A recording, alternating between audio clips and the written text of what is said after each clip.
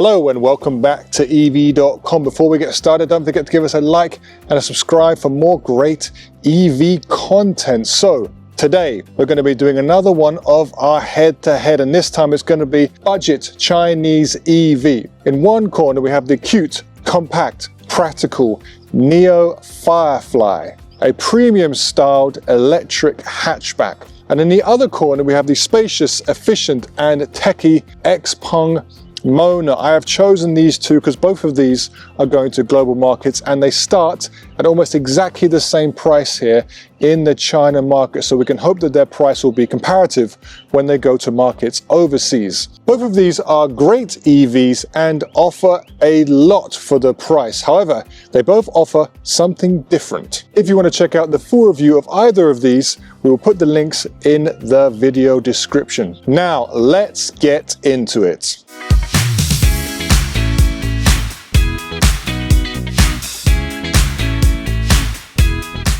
So let's start with a look at the exterior of these cars. And I think both of these cars have a very unique look. The NIO Firefly was designed in Europe, and it has probably the most interesting appearance with that triple rear and front light signature. Some people like this, some people don't like this. I think what's most important is that it helps the car to stand out on the road and in a sometimes sea of generic looking EVs. Size-wise, it's a little bigger than the electric Mini Cooper.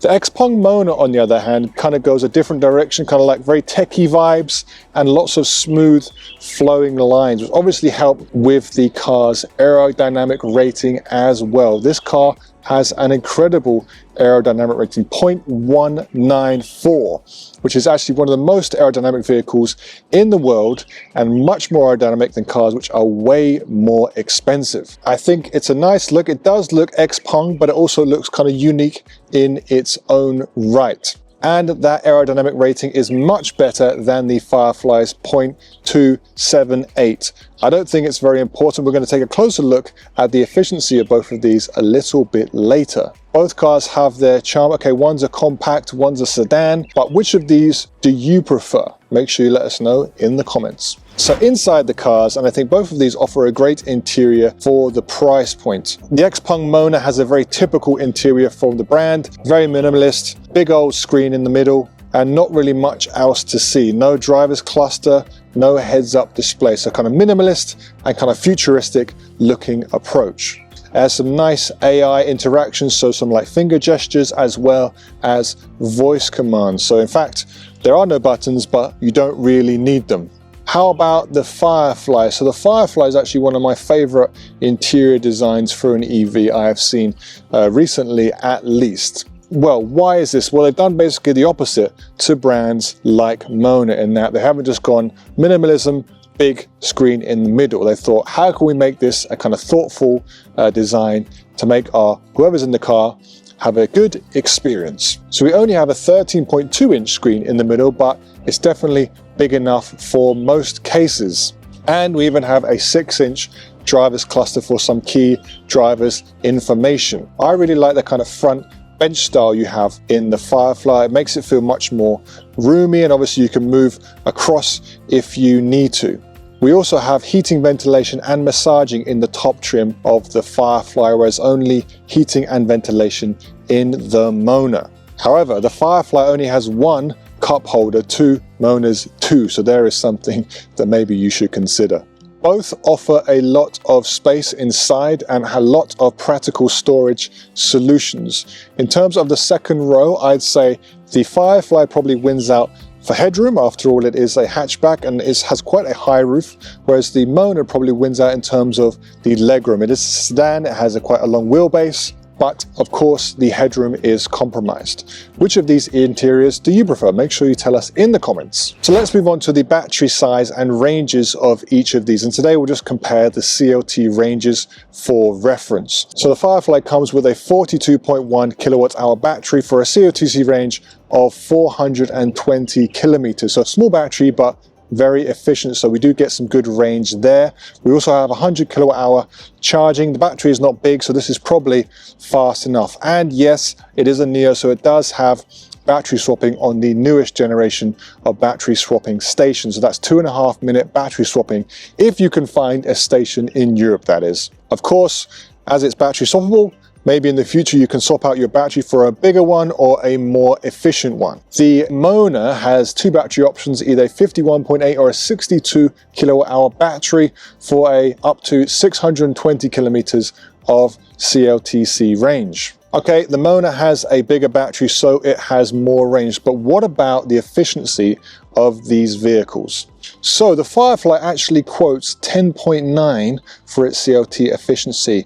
For over the last 50 kilometers, I have got an efficiency of 9.5 in this car. Okay, I haven't been doing any highway driving, just around the city, which is probably where you're going to be driving for the most part anyway. So that's a very good efficiency. Mona quotes 11.5 for their efficiency, and when I was driving it over a few days, I managed to get this to 11 kilowatt hours per 100 kilometers. So both very efficient, although the Firefly seems to be a little bit more efficient. So both budget EVs with great efficiency there. So in terms of driving dynamics, and let's start with the Firefly as it's the one I am currently driving. The Firefly is a very, very fun car to drive around the city. We've got that really small turning circle, which makes it extremely nimble when you're moving in and out of traffic. Also, the driving experience is definitely more engaging. The ride is a little firm, but I wouldn't say too firm. And if you turn the steering up, you have a really kind of quite dynamic driving experience. The Firefly's regenerative braking is also very good, and one pedal driving makes this, again, excellent for the city. The Mona is fine. It's quite difficult to get excited about the Mona's driving experience, to be honest. It does have more power than the Firefly, and therefore a faster 0 to 100 time, just around a second faster, but I don't think that's important for either of these cars. The Mona also has probably higher levels of autonomous functions, so while the experience might not be as engaging, the self-driving functions are probably stronger than that of the Fireflies. Both cars have good autonomous parking functions. Let's talk quickly about practicality, and while the Firefly is small, it has loads of storage space. So we have a 92-litre frunk, which is absolutely massive for its vehicle class. We have a 330-litre trunk, expandable to 1,250 litres, so a good size for a small vehicle. We also have things like 27 litres of storage under the back seats, storage under the front seats, so loads of thoughtful storage solutions in the Firefly.